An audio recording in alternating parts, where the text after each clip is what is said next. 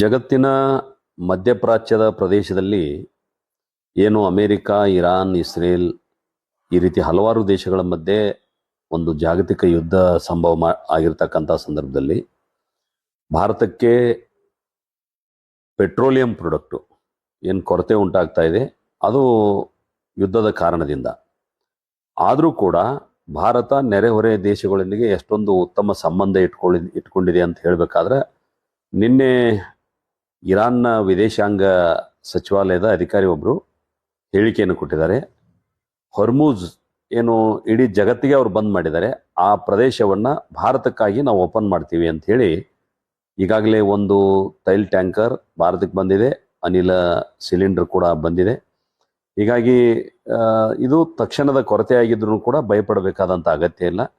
ಮತ್ತು ಪರ್ಯಾಯ ವ್ಯವಸ್ಥೆಗಳನ್ನು ಕೂಡ ಮಾಡಿಕೊಳ್ಳಿಕ್ಕೆ ಸರ್ಕಾರ ಈಗಾಗಲೇ ಸೂಚನೆಗಳನ್ನು ಕೂಡ ಕೊಟ್ಟಿದೆ. ನಾವು ಯಾವ ರೀತಿ ಹಿಂದೆ ಗ್ಯಾಸ್ ಒಲೆಗಳನ್ನಿರ್ಬೋದು, ಎಥೆನಾಲ್ ಒಲೆಗಳಿರ್ಬೋದು, ಈ ರೀತಿ ಬೇರೆ ಪರ್ಯಾಯ ವ್ಯವಸ್ಥೆಗಳನ್ನು ಕೂಡ ಮಾಡ್ಕೊಳ್ಬೇಕು.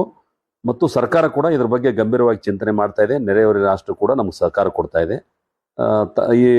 ಆದಷ್ಟು ಬೇಗ ಈ ಸಮಸ್ಯೆ ಪರಿಹಾರ ಆಗುತ್ತೆ ಅಂತ ಹೇಳಿ ನಾನು ಭಾವಿಸ್ತೀನಿ.